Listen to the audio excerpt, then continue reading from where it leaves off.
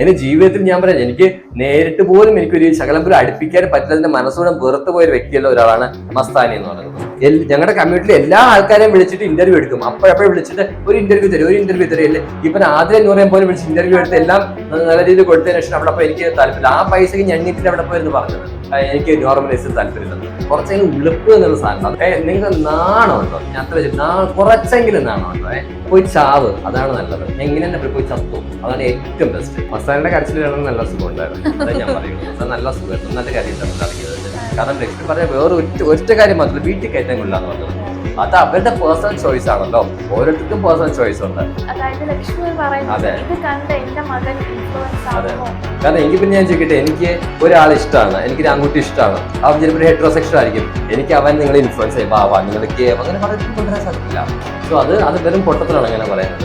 അവർ at least ഇത് പറയാനുള്ള മനസ്സ് കാണിച്ചത് വലിയ കാര്യമാണ്. ഒരാൾ ഇഷ്ടം അല്ലെങ്കിൽ ഇഷ്ടം മുഖത്തേക്ക് പറയുന്നത് വലിയ കാര്യം തന്നെയാണ് സംബന്ധിച്ച്. വീട്ടിൽ കയറ്റാൻ കൊല്ലുന്നത് പറയുന്നത് ഞാൻ വളരെ മണ്ടടിച്ച് സ്പോട്ടിലാണ്.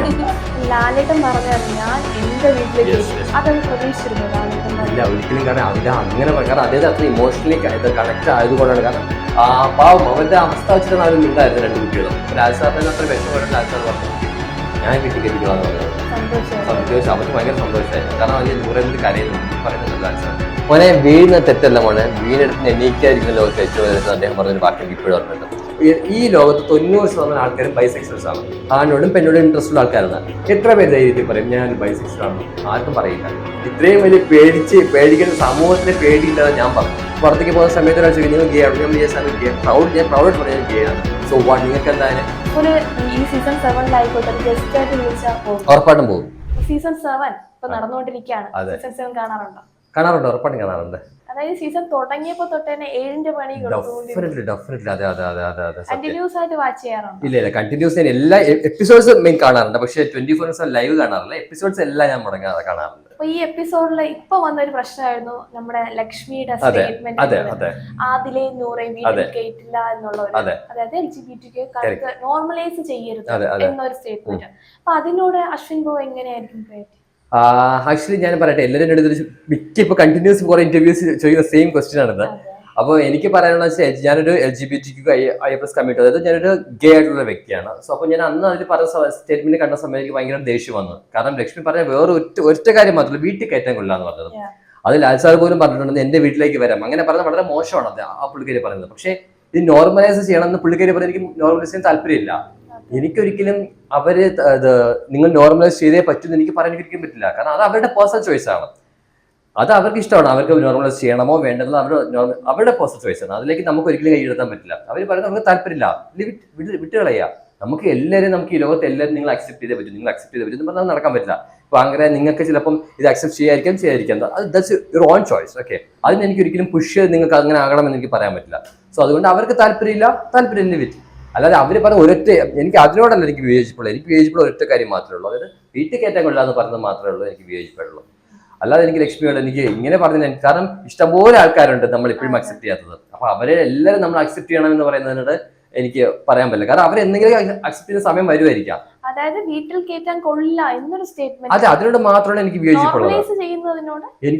എനിക്ക് എന്റെ ആഗ്രഹം നോർമലൈസ് ചെയ്യണം എന്നുള്ളത് തന്നെയാണ് എന്റെ ഏറ്റവും വലിയ ആഗ്രഹം. കാരണം ഇങ്ങനത്തെ കമ്മ്യൂണിറ്റികളൊക്കെ ഏറ്റവും വലിയ ആഗ്രഹം അതില്ല. പക്ഷെ അത് അവരുടെ പേഴ്സണൽ ചോയ്സ് ആണല്ലോ, ഓരോരുത്തർക്കും പേഴ്സണൽ ചോയ്സ് ഉണ്ട്. ഇപ്പോ എന്നെ ഒരാൾ ഇഷ്ടപ്പെടണമോ ഇഷ്ടപ്പെടണമെന്നോ അവരുടെ പേഴ്സണൽ ചോയ്സ് ആണ്, എനിക്കൊരിക്കലും അവരെ നിർബന്ധിപ്പിക്കാൻ പറ്റില്ല. സോ അതുകൊണ്ട് അവര് പറഞ്ഞത് അത് അവരുടെ സ്വന്തം ഒപ്പീനിയൻ അവർ ഉറച്ചു നിൽക്കുന്നുണ്ട്, അതെനിക്കൊന്നും പറയാൻ സാധിക്കില്ല.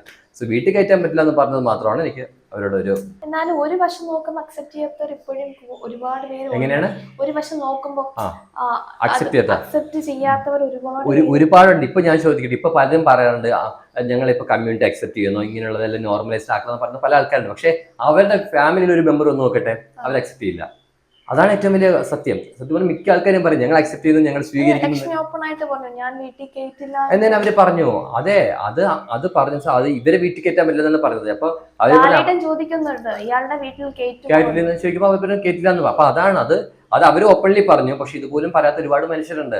അവരിപ്പോ നമ്മളെ കാണുമ്പോൾ പറയും നിങ്ങൾ സൂപ്പറാണ്, അടിപൊളിയാണ്, ഞങ്ങൾ കേട്ടുന്നു. പക്ഷെ അവരുടെ വീട്ടിൽ അവരെ മകളോ അവരുടെ സഹോദരിയുടെ മകനോ എങ്ങനെ ആയിക്കോ നോക്കട്ടെ, അവര് വീട്ടിൽ കേട്ടില്ല. അപ്പൊ ഇതാണ് ഇതിന്റെ യഥാർത്ഥ സത്യം എന്ന് പറയുന്നത്. നമ്മളിപ്പോ എത്രയൊക്കെ പറഞ്ഞു നടന്നാലും ഇത് അക്സെപ്റ്റ് ചെയ്യില്ല.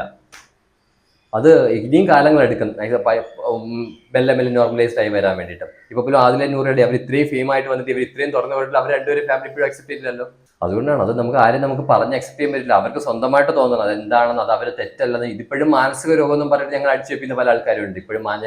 അതായത് ഇൻഫ്ലുവൻസ് ആണെന്ന്, അതായത് ലക്ഷ്മി പറയുന്നത് ഇത് കണ്ട് എന്റെ മകനും ഇൻഫ്ലുവൻസ് ആണോ? അതിന് കറക്റ്റ് ആയിട്ടുള്ള ആൻസർ നമ്മുടെ ആദിലൂർ തന്നെ പറഞ്ഞിട്ടുണ്ട്. കാരണം നമുക്ക് ഒരാളെ ഇൻഫ്ലുവൻസ് ചെയ്യാൻ പറ്റുമെങ്കിൽ അതിനകത്തുള്ള ബാക്കി ഹെട്രോസെക്ഷൽസ് പറഞ്ഞിരിക്കുന്ന അവരാണ് ഹെട്രോസെക്ഷൽ ബൈയാണോ നമുക്കറിയില്ല. പക്ഷെ എന്നാൽ പോലും അങ്ങനെയുള്ള ആൾക്കാർ അവർക്ക് പറഞ്ഞവർ ഇൻഫ്ലുവൻസ് ചെയ്യാൻ സാധിക്കും. അങ്ങനെ ഒരിക്കലും സാധിക്കില്ല.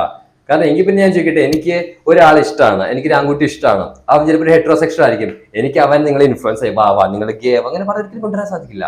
സോ അത് വെറും പൊട്ടത്തിലാണ് അങ്ങനെ പറയുന്നത്. പക്ഷെ ഒരുപാട് ആൾക്കാർ അതിൽ വിശ്വസിക്കുന്നുണ്ട്. അത് നമുക്കിപ്പോ പറഞ്ഞ ഇപ്പൊ അവര് വിശ്വസിക്കുന്ന ആളാണ് ഞാൻ പറയുന്നത്. പല ആൾക്കാരും ഞാൻ ചോദിക്കാറുണ്ട്, അശ്വിൻ നീ ഒരു പെൺകുട്ടിയെ കല്യാണം കഴിക്കണം. പലരും ചോദിക്കാറുണ്ട്, നീ ഒരു പെൺകുട്ടി പറഞ്ഞു നിനക്ക് ജീവിതം വേണം, ഒരു പെൺകുട്ടിയെ കല്യാണം കഴിക്കണം. എന്നോട് ഒരു കൂട്ടുകാരെ പറയുന്നത് എക്സാമ്പിൾ ഞാൻ അവരോട് പറയുന്ന ഒരു കാര്യമുണ്ട്, നിങ്ങൾ തീർച്ചയായിട്ടും നിങ്ങളൊരു ആൺകുട്ടിയെ കല്യാണം കഴിക്കണം, നിങ്ങൾ തീർച്ചയായിട്ടും നിങ്ങളൊരു ഗേ മാറണം. അതെ, അപ്പൊ അവർക്ക് പറ്റുമോ? അവർക്ക് സാധിക്കില്ല. അറ്റ് സെയിം ടൈം എനിക്ക് സാധിക്കില്ല. ഇതാണ് ഏറ്റവും വലിയ ആൻസർ. ഇതിനപ്പുറം എനിക്ക് പറയാൻ പറ്റില്ല. കാരണം ഇനി ഞാൻ എങ്ങനെ തെളിയിച്ച് കാണിച്ചെടുക്കും? ഞാൻ പറഞ്ഞു നിങ്ങൾ തീർച്ചയായിട്ടും ഒരു ആൺകുട്ടിയെ പ്രണയിക്കണം, ആൺകുട്ടിയുടെ സെക്സ് ചെയ്യണം, ആൺകുട്ടിയുടെ കല്യാണം കഴിക്കണം. ഇങ്ങനെ പറഞ്ഞാൽ അവർക്ക് സാധിക്കുമോ? ഇല്ല. അതേപോലെ തന്നെ എനിക്കൊരു പെൺകുട്ടിയെ കല്യാണം കഴിക്കാൻ സാധിക്കില്ല, പെൺകുട്ടിയുടെ ഇഷ്ടത്തിലാവാൻ സാധിക്കില്ല. ഇതേ ഉള്ളൂ. ഇത് പിന്നെ ഞാൻ എങ്ങനെ അവർ ഇൻഫ്ലുവൻസ് ചെയ്താണ് അവർ പറയുന്നത്. ഈ ആദിലെ നൂറയായി നല്ല ഇപ്പോഴാണ് അവര് ബിഗ് ബോസിൽ കയറി ഒരുപാട് സ്ട്രഗിൾ വീട്ടിൽ നിന്ന് ഇറക്കി. അപ്പൊ അവര് പറഞ്ഞൊരു കാര്യമാണ്, പാലാരിവട്ടത്തിന്റെ അടിയിൽ പോയി നിന്നാലും ഞങ്ങള് പരസ്പരം ഇമോഷണലി കണക്ട് ആയി തന്നെ ആയിരിക്കും, മാറിപ്പോകില്ല. അപ്പൊ അവര് രണ്ടുപേരും ഇപ്പൊ ബിഗ് ബോസിൽ കയറി അത്യാവശ്യം അവർക്ക് കുഴപ്പമില്ല. പക്ഷെ ബാക്കിയുള്ള ഒരുപാട് പേരുണ്ട് ഇതുപോലെ സ്ട്രഗിൾ ചെയ്യുന്ന ഒരുപാട് പേരുണ്ട്. അപ്പൊ അവർക്ക് വീട്ടിൽ നിന്ന് ഇറക്കി വിടുന്ന സാഹചര്യം ആയിരിക്കും. അവിടെ നിന്ന് ഒരു സ്ഥലത്തേക്ക് എത്തിപ്പെടണമെങ്കിൽ ഒരുപാട് സ്ട്രഗിൾ അവരും ചെയ്യണം. അപ്പൊ അങ്ങനെയുള്ള ഒരുപാട് കാര്യങ്ങളുണ്ട്. അപ്പൊ അതിനെക്കുറിച്ച് എന്താ വെച്ചാൽ ഞാൻ ഇപ്പോഴും പറഞ്ഞു വെച്ചാൽ നമ്മളിപ്പോ എടുത്തു ചാടി ഒരു കമ്മൗട്ട് ചെയ്ത് വരരുത് എന്നാണ് ഞാൻ പറയുന്നത് ഇപ്പോഴും. ഞാനെന്ന് വെച്ചാൽ ഞാൻ എന്റേതായ ഒരു, അതായത് ഞാൻ എന്റെ ബേസിക് എന്റെ മാജിക്കിന്റെ പ്രൊഫഷൻ ബേസ് ഇട്ടു. അതിനുശേഷം ഞാൻ ബിഗ് ബോസ് വരെ എത്തിയതിനു ശേഷം ഞാൻ കമ്മൗട്ടായി വന്നത്. എനിക്ക് വേറെ ഒന്നും നഷ്ടപ്പെടാനൊന്നുമില്ല. കാരണം എനിക്ക് ഫാമിലി ആയിട്ട് അങ്ങനെ നോക്കാമല്ലോ. അപ്പൊ എനിക്ക് എന്റെ കാര്യങ്ങൾ മാത്രം നോക്കിയാൽ മതി. പക്ഷെ എന്നെ പെട്ടെന്ന് അക്സെപ്റ്റ് ചെയ്ത കാര്യം വെച്ചാൽ ഞാനൊരു ഫെയിം ഉണ്ട്, അത്യാവശ്യം ആ രീതിയിൽ പോകുന്നത് മാത്രം ആൾക്കാർ അക്സെപ്റ്റ് ചെയ്തത്. അറ്റ് ദ സെയിം ടൈം ഒരു ജോലിയിലും കൂടി ഇല്ലാതെ എനിക്ക് പഠിച്ചുകൊണ്ടിരിക്കുന്ന ഒരു പയ്യനെ പറഞ്ഞു നോക്കിയാൽ അതെ തുടങ്ങേണ്ടി വരും. അപ്പൊ അവർ അക്സെപ്റ്റ് ചെയ്യണില്ല. അപ്പൊ ഞാൻ പറഞ്ഞു നമ്മുടെ ബേസിലെത്തുക, നമ്മുടെ ഒരു ജോലി, അത്യാവശ്യം ജോലി, നമ്മൾ സ്വന്തം കാര്യം നിൽക്കാൻ പഠിക്കുക. എന്നിട്ട് നിങ്ങൾ ഓപ്പൺ അപ്പ് ആയി വരിക, കമ്മൗട്ട് ചെയ്ത് വരിക. അല്ലെങ്കിൽ നമ്മൾക്ക് ഒരുപാട് സ്ട്രഗിൾ ചെയ്തിട്ട് പല കുട്ടികളും എനിക്ക് ഇപ്പോൾ ഇൻസ്റ്റാഗ്രാം മെസ്സേജ് അയക്കാറുണ്ട്, ചേട്ടാ ചേട്ടാ ഞാൻ +2 ആണ്, ഇനി +1 ആണ്, എനിക്ക് പെൺകുട്ടിയുടെ അട്രാക്ഷൻ തോന്നാറില്ല, എനിക്ക് ബോയ്സിന് അട്രാക്ഷൻ. ഞാൻ പേടിച്ചിട്ടാണ് അവർ പറയാത്തത്. ഞാൻ പറയും മോനെ നീ ഒരു കാരണവശാലും പറയരുത്. നിനക്ക് നീ ചെയ്യേണ്ടത് നീ നിന്റെ പഠിത്തം, നിനക്കിപ്പോൾ വേണ്ട നിന്റെ പ്രൊഫഷൻ എന്താണോ അത് നീ കരിയർ ഡെവലപ്പ് ചെയ്യുക. അത് സെറ്റ് ആയതിനു ശേഷം മാത്രം നീ ചെയ്യേണ്ടത് നിനക്ക് താല്പര്യം ഉണ്ടെങ്കിൽ മാത്രം നീ കമ്മൗട്ട് ചെയ്ത് പുറത്തു വരിക. അല്ലാതെ ഇപ്പൊ പറഞ്ഞ നമ്മുടെ സമൂഹം നമ്മൾ ഒറ്റപ്പെടുത്തും. നമുക്ക് പിന്നെ മുന്നോട്ട് ഒരുപാട് പല പ്രശ്നങ്ങൾ നേരിടേണ്ടി വരും. ലാലേട്ടൻ പറഞ്ഞായിരുന്നു ഞാൻ എന്റെ വീട്ടിലേക്ക് അതങ്ങ് പ്രതീക്ഷിച്ചിരുന്നു ലാലേട്ടൻ ഇല്ല ഒരിക്കലും. കാരണം അദ്ദേഹം അങ്ങനെ കാരണം അദ്ദേഹത്തെ അത്ര ഇമോഷണലി കണക്ട് ആയതുകൊണ്ടാണ്. കാരണം ഇപ്പൊ ആലോചിച്ചു ആദിലെ പോലും ആ ഒരു ഇഷ്യൂ വന്ന സമയത്ത് ആദിലെ എല്ലാത്തിനും തിരിച്ച് പ്രതികരിക്കുന്ന ഒരു വ്യക്തി ഇതിനൊന്നും മിണ്ടാതിരുന്നപ്പോ പെട്ടെന്ന് ആ കുട്ടിയുടെ മനസ്സിൽ എന്തോ ഒരു കാരണം ട്രോമ പോലെ അവര് ഭയങ്കര ദയനീയമായിട്ട് നമുക്ക് തന്നെ നമുക്ക് സങ്കടം വന്നു അല്ലേ. കാരണം എന്ന് വെച്ച് കഴിഞ്ഞാല് ഒരാളെ നമ്മൾ അങ്ങനെ പറയാൻ പാടില്ലെന്നുള്ളതാണ്. അത് അവരുടെ സിറ്റുവേഷൻ കൊണ്ടാണ് അവരൊക്കെ അങ്ങനെ ആയിപ്പോയത്. അല്ലെങ്കിൽ ഉരുളയ്ക്ക് ഉപ്പേരി പോലെ പറയുന്ന അതിലെ ഒന്നും മിണ്ടാതിരിക്കണമെങ്കിൽ അവർക്ക് ഇമോഷണലി ഭയങ്കര കണക്ട് ആയിട്ടുണ്ട്. അപ്പൊ അത് ലാൽസാറിന് മനസ്സിലാകും. ലാലേട്ടൻ വെച്ചാൽ പെട്ടെന്ന് ഒരാളുടെ ഇമോഷണൽ പെട്ടെന്ന് കണക്ട് ആവുന്ന ഒരു വ്യക്തിയാണ് ലാൽസാർ എന്ന് പറയുന്നത്. അപ്പൊ അദ്ദേഹത്തിന് കണ്ടു എപ്പിസോഡ് അദ്ദേഹത്തിന് മനസ്സിലാക്കണം. അതെ അവര് പറഞ്ഞു എന്റെ വീട്ടിൽ കേട്ടില്ല. ഓക്കെ ഞാൻ വേറെ കാര്യം പറയട്ടെ, ഒരു കണക്കിന് ലക്ഷ്മി പറയാൻ നല്ലതായി. വീട്ടിൽ കേട്ടില്ല എന്ന് പറയാൻ അങ്ങനെ പറയാനുള്ള മനസ്സിലെങ്കിൽ അവര് കാണിച്ചു. ചില ആൾക്കാരുണ്ട് നമ്മൾ വിളിച്ചു കയറ്റി അപമാനിക്കുന്നതിനെക്കാട്ടി നല്ലത് കേട്ടില്ല എന്ന് പറയാൻ തീരുന്ന പ്രശ്നമുള്ളൂ. നമ്മളെ മുഖത്തേക്ക് നിങ്ങൾ സൂപ്പറാണ് കേട്ടോ, നിങ്ങൾ അതെനിക്ക് പറയാൻ പറ്റില്ല. ജെന്യൂൻ ആണെന്ന് നമുക്ക് പറയാം. ഇപ്പൊ ആരും ജെന്യൂൻ നമുക്ക് പറയാൻ പറ്റില്ല. അതൊക്കെ അവരുടെ പേഴ്സണൽ. ഇപ്പം നിങ്ങൾ ജെന്യൂൻ ആണെന്ന് എനിക്ക് ഒരു കണ്ടാ പറയാൻ പറ്റില്ല. അവര് ചിലപ്പോൾ ഒരു ഫേക്ക് ഇട്ട് നിൽക്കായിരിക്കും. ജെന്യൂൻ ആണെന്ന് ഞാൻ ഒരിക്കലും പറയില്ല. പക്ഷെ അവർ അറ്റ്ലീസ്റ്റ് അത് പറയാനുള്ള മനസ്സ് കാണിച്ചത് വലിയ കാര്യമാണ്. ഒരാളെ ഇഷ്ടം അല്ലെങ്കിൽ ഇഷ്ടമല്ലെന്ന് മുഖത്തേക്ക് പറയുന്നത് വലിയ കാര്യം തന്നെയാണ്, സമ്മതിച്ചു. പക്ഷെ വീട്ടിൽ കയറ്റാൻ കൊല്ലെന്ന് പറയുന്നത് സത്യം പറഞ്ഞാൽ ഞാൻ വളരെ മണ്ടടിച്ച് കയറിയ സ്പോട്ടിലാണ് ആ രീതി. കാരണം അങ്ങനെയൊക്കെ പറയുന്നത് പാവം അവരുടെ അവസ്ഥ വെച്ചിട്ടാണ് അവർ മിണ്ടായിരുന്നത് രണ്ട് കുട്ടികളും. അപ്പൊ ലാൽസാറിന് അത്ര വിഷമമാണ് ലാൽസാർ പറഞ്ഞത് ഞാൻ വീട്ടിൽ കയറ്റിക്കളാന്ന് പറഞ്ഞത്. സന്തോഷം അവർക്ക് ഭയങ്കര സന്തോഷമായി. കാരണം അതിൽ നൂറേന്ദ്രൻ കരയുന്നുണ്ട്. എന്നിട്ട് പറയുന്നുണ്ടല്ലോ ലാൽസാർ നിങ്ങൾക്ക് കരയേണ്ട ആവശ്യമൊന്നുമില്ലെന്ന് പറയുന്നത്. അപ്പൊ അതിനുശേഷമാണ് മസ്താനിയുമായിട്ടുള്ള ഒരുപാട് പ്രശ്നങ്ങൾ വരുന്നത്. മസ്താനി ഇറങ്ങിയതിനു ശേഷം ഒരു സ്റ്റേറ്റസ് കേട്ടിരുന്നു, കണ്ടായിരുന്നു? അതായത് പുറത്തുള്ളവർ കരയിട്ട് നിങ്ങളുടെ കരച്ചിൽ കേൾക്കാൻ എന്താ ഒരു സുഖം എന്ന് പറഞ്ഞിട്ട് മസ്താനി ഇട്ടു. മസ്താനിയുടെ ഗെയിം ഒക്കെ കണ്ടായിരുന്നു. മസ്താനിയുടെ കരച്ചിലാണ് നല്ല സുഖം ഉണ്ടായിരുന്നു, അതേ ഞാൻ പറയുള്ളൂ. മസ്താൻ നല്ല സുഖമായിരുന്നു, നന്നായിട്ട് കരഞ്ഞിട്ടാണല്ലോ ഇറങ്ങിയത്. എന്നിട്ട് ഈ പുറത്തിറങ്ങിയിട്ട് എന്തൊക്കെയാണ് കാട്ടിക്കൂട്ടി ഞാൻ കണ്ടില്ല, ശാഖത്തത് എന്തൊക്കെയാണ് കാട്ടിക്കൂട്ടി നമ്മൾ കണ്ടായിരുന്നില്ല, എന്തൊക്കെയായിട്ടാണ് പോയത്. എന്നിട്ട് അതെ ഞാൻ പറയട്ടെ, മസ്താനി എന്ന് പറയുന്ന ആളെ ഞാൻ പറയുന്നത് വെച്ചാൽ നിങ്ങൾ കുറച്ച് ഉളുപ്പുണ്ട് മസ്താനി ഞാൻ ചോദിക്കില്ല, വേറെ ഒന്നും കൊണ്ടല്ല. അതായത് LGBT കമ്മ്യൂണിറ്റിയിൽ എല്ലാ ആൾക്കാരെയും വിളിച്ചിട്ട് കണ്ടിന്യൂസ് ഇന്റർവ്യൂ എടുത്തതിന് ശേഷം നിങ്ങൾക്ക് നാണമുണ്ടോ? ഞാൻ അത്ര കുറച്ചെങ്കിലും നാണമുണ്ടോ? എന്നിട്ട് ഇത്രയും പേരുടെ അവർ എന്നിട്ട് അകത്തേക്ക് പറഞ്ഞാൽ എനിക്കിത് നോർമലൈസ് ചെയ്യാൻ താല്പര്യമില്ലെന്ന്. പോയി ചാവ്, അതാണ് നല്ലത്. ഞാൻ ഇങ്ങനെ തന്നെ പോയി ചത്തു, അതാണ് ഏറ്റവും ബെസ്റ്റ്. കാരണം ഇന്റർവ്യൂ എടുത്ത ഒരാളാണ്. അതെ, അതവരുടെ ഗെയിം സ്ട്രാറ്റജി ആയിരിക്കും. ഞാൻ പറയാം, നമുക്കൊരു നിലപാട് എന്നുള്ള സാധനമുണ്ട്, കുറച്ചെങ്കിലും ഉളുപ്പ് എന്നുള്ള സാധനം, അത് തൊലിക്കെട്ടി എന്നുള്ള സാധനം അതവർക്ക് കുറച്ച് കൂടുതൽ കാണ്ടാമൃഗത്തിനെക്കാട്ടും കൂടുതലായിട്ടാണ് എനിക്ക് മസ്താനെ തോന്നിയിട്ടുള്ളത്. സീരിയസ്ലി പറഞ്ഞു. കാരണം വെച്ചാൽ ഇത്രയും കമ്മ്യൂണിറ്റിയിലുള്ള എല്ലാ ആൾക്കാരെയും വിളിച്ചിട്ട് ഇന്റർവ്യൂ എടുക്കുന്ന അതിന്റെ പൈസ വാങ്ങിച്ച് അത് ഞണ്ണിയതിനു ശേഷം അകത്ത് പോയിരുന്നു പറയുന്നത് എനിക്ക് നോർമലൈസ് താല്പര്യമില്ലെന്ന്. ഇത്രയും എനിക്ക് ഇതിൽക്കുള്ളിൽ എനിക്കൊന്നും പറയാനില്ല. വളരെ ഫേക്ക് പേഴ്സൺ പിന്നെയും കുറച്ചെങ്കിലും ഒരു വാല്യൂ തോന്നുന്നു, വളരെ പുച്ഛം തോന്നുന്നുണ്ട്. എന്റെ ജീവിതത്തിൽ ഞാൻ പറയാം, എനിക്ക് നേരിട്ട് പോലും എനിക്കൊരു ശകലം പോലും അടുപ്പിക്കാൻ പറ്റില്ല, മനസ്സോടെ വെറുത്തു പോയൊരു വ്യക്തിയുള്ള ഒരാളാണ് മസ്താനി എന്ന് പറയുന്നത്. വൃത്തികെട്ട ക്യാരക്ടർ ഉള്ള വ്യക്തി. കാരണം എത്ര ഇതായിട്ടാ പറയുന്നത്, എനിക്ക് നോർമലൈസ് ചെയ്യാൻ താല്പര്യമില്ല കേട്ടത്.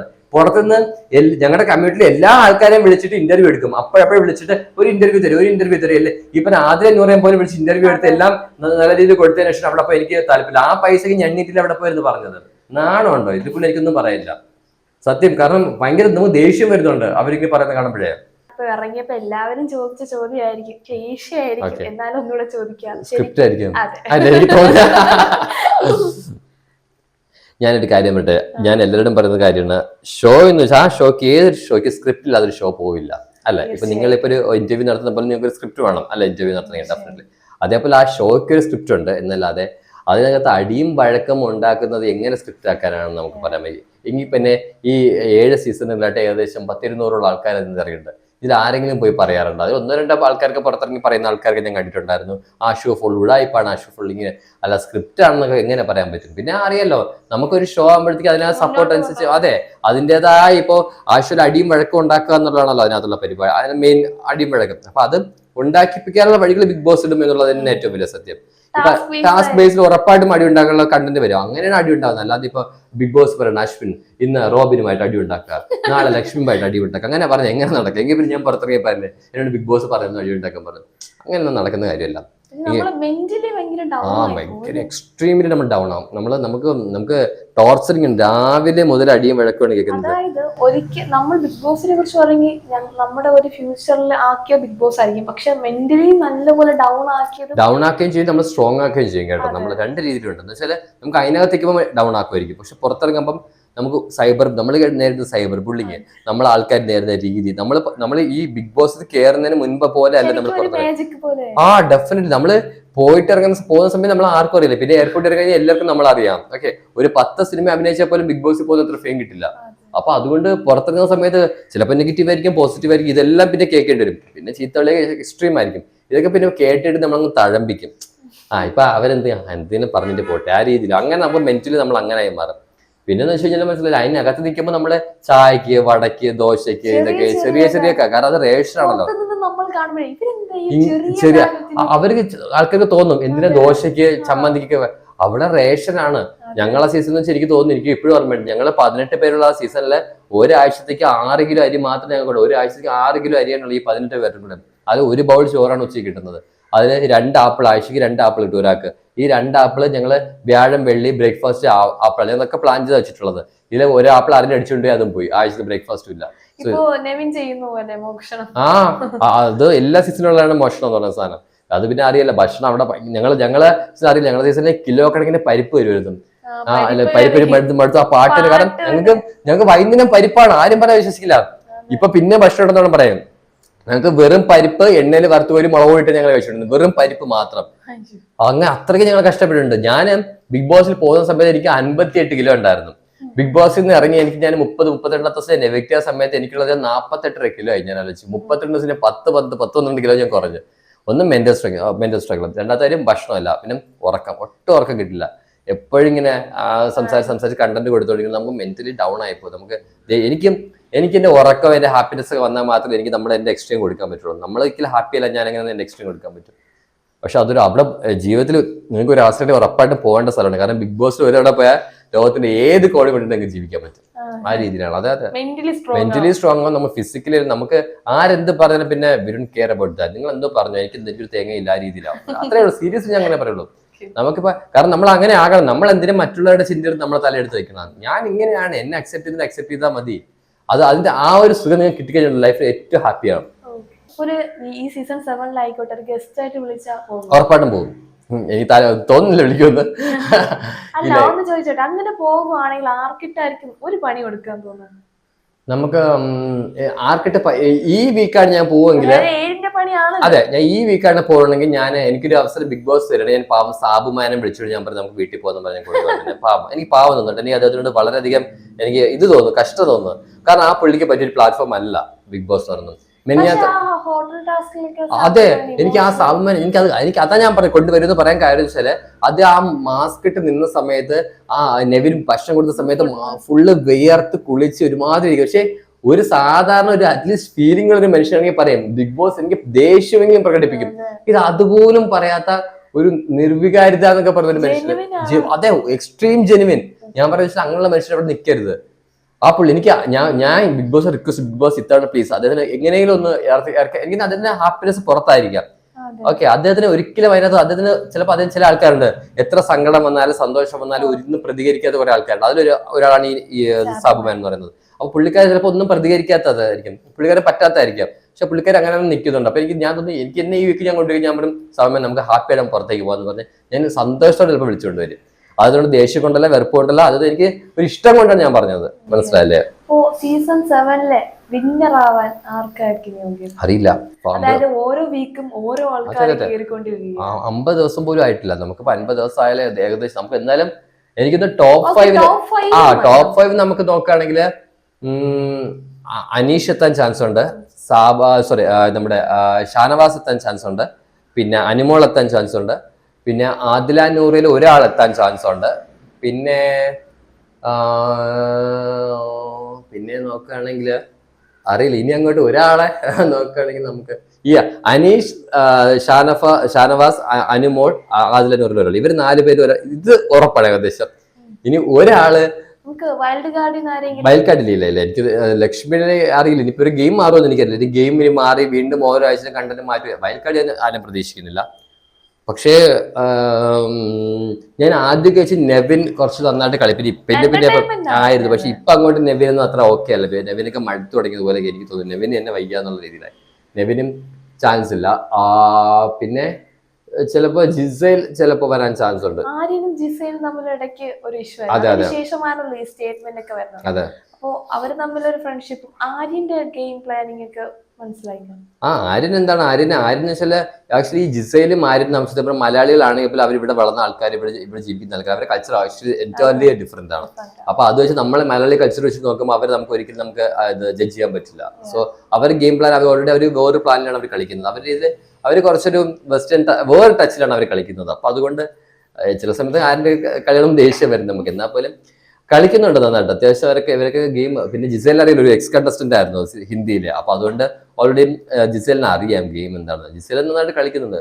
ജിസേലിന് മലയാളം അറിയാത്തിന്റെ കുറെ പ്രശ്നങ്ങൾ മാത്രം ജിസേലിനുള്ളൂ എന്ന് തോന്നുന്നു. ഭയങ്കര ഇഷ്ടമാണ്. അതെ.